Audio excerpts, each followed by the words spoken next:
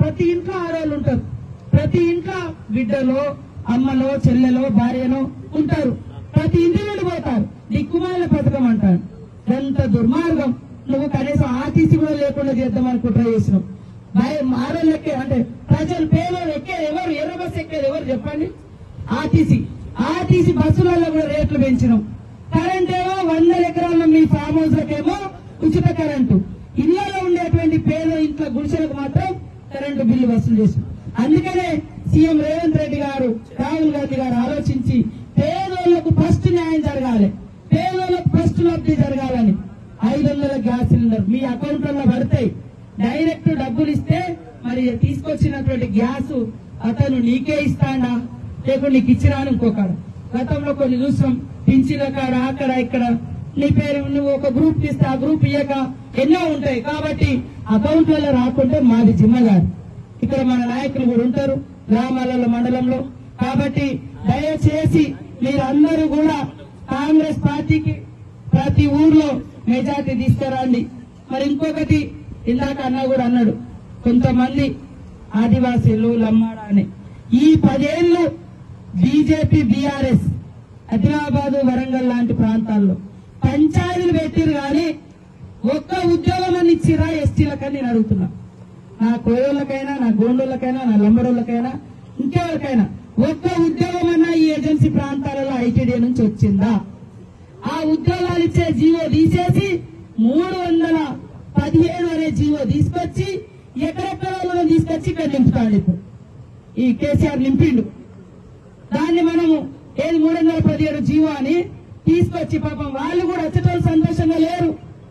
మరి ప్రతిపక్షంలో మన ప్రభుత్వం లేదు అని తెలిసినా కూడా మేము తిరిగితే మరి మీరందరూ ఓటేసి జెడ్పీటీసీలను ఎంపీపీలను కూడా ఈ 2 మండలాల్లో నన్ను గెలిపించి గౌరవించినందుకు మీ అందరికీ కూడా మరొకసారి పేరు పేరున పాదాభివందనాలు తెలియజేస్తా ఉన్నాను. మరి మంత్రిగా కాగానే మనం గల్లీ గల్లీ చూసినాం, గడప గడప చూసినాం. కాబట్టి సీసీ రోడ్డు కూడా దాదాపుగా ఇస్తున్నాం. మళ్ళీ నెక్స్ట్ ట్రిప్ వరకు మొత్తం కొత్తగూడెం మండలంలో మేజర్ గా 80-70%, 90% సీసీ రోడ్లు కూడా కంప్లీట్ చేస్తానని ఈ సందర్భంగా తెలియజేస్తా ఉన్నాను. అదే విధంగా వర్షాలు వస్తే ఎక్కడికక్కడ వాగులు పొంగి దారులు లేక మరి గర్భిణీ స్త్రీలు కూడా ఇబ్బంది పడుతూ ఉన్నారు. కాబట్టి దాదాపుగా 98 కోట్లతోటి పాత రిపేర్లు గాని కొత్త బ్రిడ్జీలు కూడా అన్ని కూడా శాంక్షన్ చేస్తున్నాం. ఎలక్షన్ కోడ్ ఉంది కాబట్టి పనులు మొదలు కాలేదు. తప్పకుండా తొందరలో టెండర్లు వేసి అవన్నీ కూడా చేసి మీకు ఎప్పటికీ ఈ బాధ, ఈ వాగుల బాధ, ఈ రోడ్ల బాధ లేకుండా చేసే బాధ్యత నాది అని కూడా ఈ సందర్భంగా తెలియజేస్తా ఉన్నాను. అదే కాకుండా పోడు భూముల సమస్య మీకు గతంలో కూడా మేము ఇచ్చినాం, హామీ ఇచ్చినాం. కానీ పోడు భూముల చట్టం ఆనాడు కాంగ్రెస్ తెచ్చింది. 10 ఏళ్లు టీఆర్ఎస్ బీజేపీ ఉండి ఓట్ల ముందు ఇచ్చినటువంటి పట్టాలలో కూడా మరి కొడుకు తర్వాత తండ్రి తర్వాత బిడ్డకో కొడుకో లేదు. కాబట్టి రేపు రాహుల్ గాంధీ గారు మనం రామప్పకు వచ్చినప్పుడే చెప్పిండు, స్వాస్థ్య పట్టాలు ఇస్తాం, అసైన్ భూములకు కూడా పట్టాలు చేస్తాం, గిరిజనేతల భూముల సమస్య కూడా పరిష్కరించి ఎలాంటి ఇబ్బంది లేకుండా అందరు అన్నదమ్ములాగా ఎవరి భూమి వాళ్ళు దున్నుకునేటువంటి విధంగా చేస్తామని ఈ సందర్భంగా తెలియజేస్తా ఉన్నాం.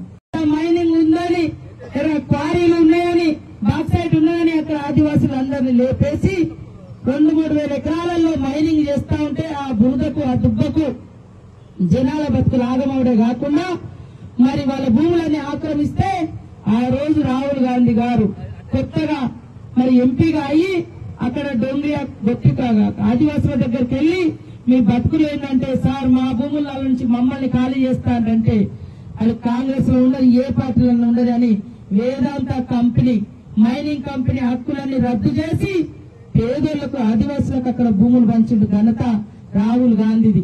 ఆ మైనింగ్ మూసేయించింది ఆ రోజు. అప్పటి నుంచి రాహుల్ గాంధీ మీద ఈ కార్పొరేట్ కంపెనీలు, ఈ మైనింగ్ వాళ్ళు, ఈ పెద్ద పెద్ద పెట్టుబడిదారులు కక్ష కట్టి ఈయన పనికిరాడు అని. ఎందుకంటే ప్రధానమంత్రులకు కనబడేది ఎవరు? పెద్ద పెద్దోళ్లే కనబడుతున్నారు బీజేపీ.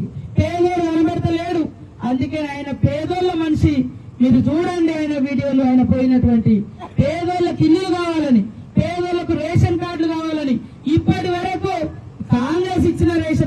ఉన్నాయి కానీ మరి మిగతా ఇచ్చిందైతే లేదు. అంగన్వాడీ సెంటర్లు కూడా దేశం నుంచి వస్తాయి, సెంట్రల్ గవర్నమెంట్ దే. ఫారెస్ట్ కూడా సెంట్రల్ గవర్నమెంట్ దే. గతంలో 7 ఉన్నాయి, ఇంత కొట్టుకున్నాం. కానీ బీజేపీ కేంద్రంలో వచ్చిన కానుంచి పేదలకు దక్కాల్సింది ఏది కూడా మిగుల్చలేరు. అన్ని లాక్కోవడమే, అన్ని గుంజుకోవడమే, గవర్నమెంట్ ఉద్యోగాలు తీసేయడమే, గవర్నమెంట్ ఫ్యాక్టరీలు తీసేయడమే, మనం దున్నుకునే భూములలో మొక్కలు నాటడమే. వాళ్ళు పెట్టేదంతా ఆదాని అంబానీ అని లక్షల కోట్ల ఉన్నటువంటి వాళ్లకు దోచిపెడుతున్నారు. ఈ 10 సంవత్సరాలలో రైతులకు ఒక్క రూపాయి కూడా రుణమాఫీ చేయలే. కానీ